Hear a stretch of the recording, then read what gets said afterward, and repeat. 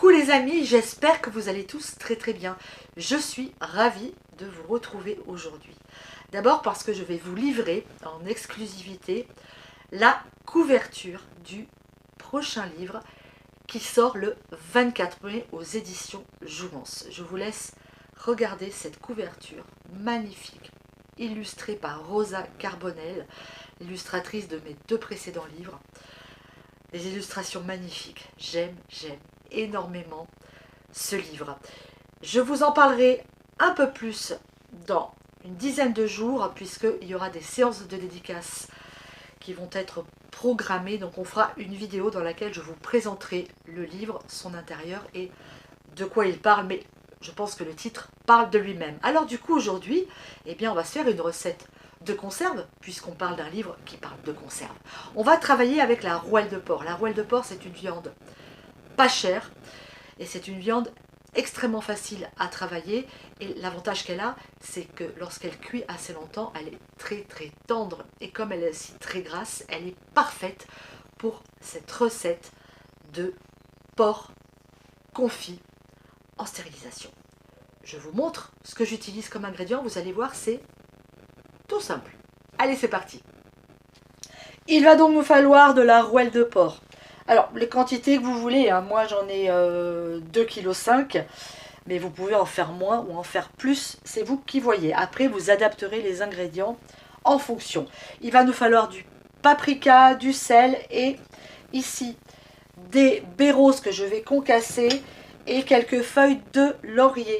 C'est tout. On commence donc notre recette en coupant notre rouelle en morceaux. On fait des beaux morceaux de viande. Vous voyez, je vous montre. Voilà, des beaux morceaux de viande à peu près de cette taille. Allez, c'est parti. Alors je précise, on ne met pas les os. Hein. Les os, on tourne autour, comme ça. On prend la viande, mais les os, on ne les met pas. Autre précision, si vous avez comme moi encore ici la peau du cochon. Donc on a la viande, la graisse, et là il y a la peau. La peau, vous l'enlevez hein, surtout. Voilà, vous l'enlevez. Vous essayez de faire assez finement, mais vous ne la gardez pas parce que ça, c'est pas bon à manger. Une fois que notre viande est coupée, on va l'assaisonner. Alors, on va parler en kilos. Hein. On va mettre une cuillère à café de sel par kilo de viande. Donc, moi, j'ai 2,5 kg. Je vais mettre 2 et 2,5. Ok. On va mettre une cuillère à soupe de paprika par kilo. 1, 2, 2,5 kg, mais je vais en mettre 2, ça suffira. Et on va mettre une belle cuillère à café de baies roses par kilo de viande. Donc moi, ben là, je mets tout. Hein. Il m'en faut 2,5. Et on va venir mélanger et bien malaxer le tout. Et bien maintenant, on va remplir nos bocaux. Alors, on va essayer de bien intercaler les morceaux de viande pour éviter un maximum qu'il y ait de l'air dans notre bocal. Il y en aura un, mais voilà. Donc, on tasse bien. Hop, on y va. On met des morceaux maigres avec des morceaux gras. Voilà, donc si vous avez ce genre de pilon, vous n'hésitez pas, hein, vous venez bien tasser votre viande. Et on vient remplir notre bocal.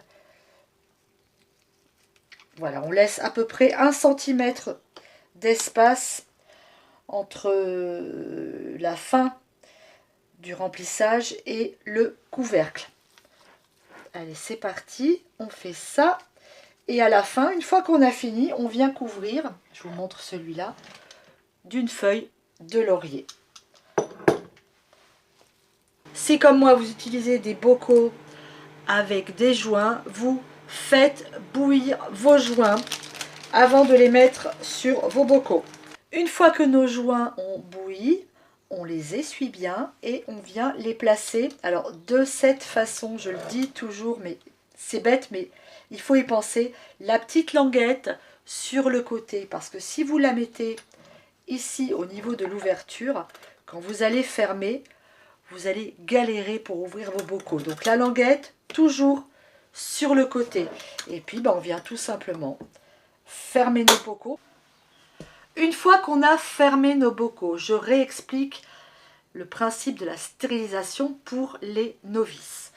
Vous allez mettre ces bocaux dans votre stérilisateur. Vous allez les caler, alors soit avec des poids, soit avec des petites pinces qui existent, pour qu'ils ne bougent pas pendant le temps de cuisson. Vous allez faire monter l'eau de votre stérilisateur, vous l'avez évidemment rempli d'eau, au-dessus des bocaux. Il faut que l'eau monte à 100 degrés, et à partir des 100 degrés, on compte le temps de cuisson. Pour ces bocaux, c'est de la viande, c'est du cochon, on va compter 3 heures minimum de stérilisation. Une fois que les 3 heures sont écoulées, vous coupez et vous laissez refroidir à l'intérieur du stérilisateur. Ensuite, quand c'est refroidi, vous pourrez sortir vos bocaux et on ne les mangera pas tout de suite parce qu'il va falloir les mettre au frais afin que la graisse fige, puisque c'est une viande qui se mange froide.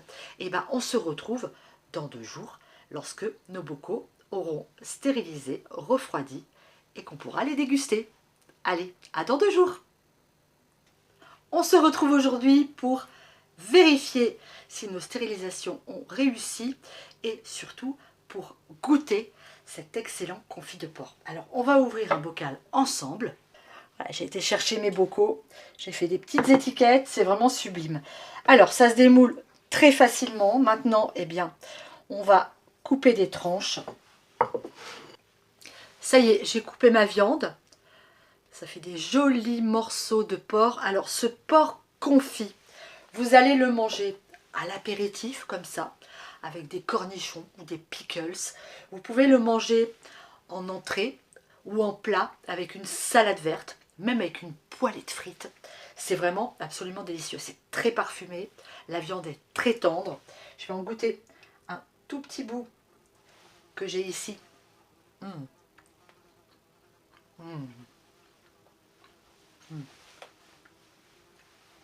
Ça fond dans la bouche.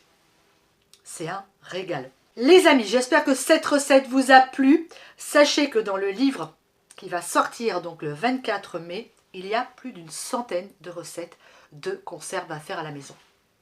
Ah, je n'en dis pas plus, on en reparlera plus tard, je vous l'ai déjà dit en début de vidéo. Je vous embrasse. Gros bisous, à très vite.